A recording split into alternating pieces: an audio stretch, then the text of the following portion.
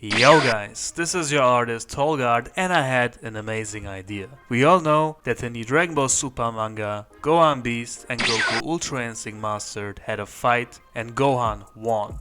That's what I heard. I'm not following the Dragon Ball Super manga yet. I'm reading the Dragon Ball Classic manga, so I have a bit to go. But for the fight of father and son, I was thinking of drawing something funny, and this was my idea. This just came into my mind, and why not drawing it? A post-fight scene. So as for the rough sketches, I always draw them on a normal copy paper. So now I have to transfer this into my 250 gram thick coloring paper. Always start with rough sketches so you have an easy time drawing.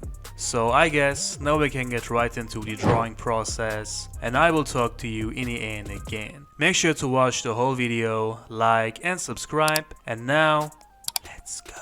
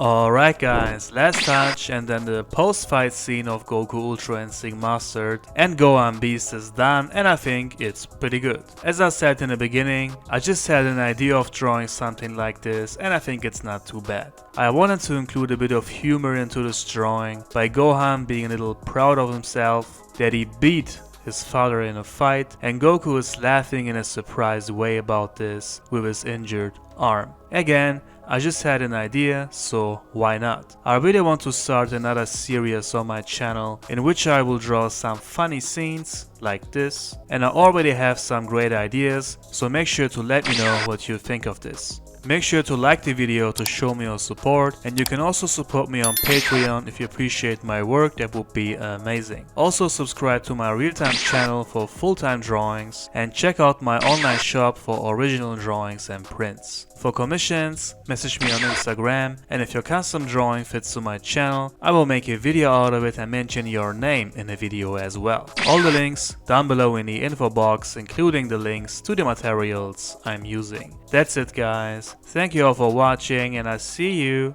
on the next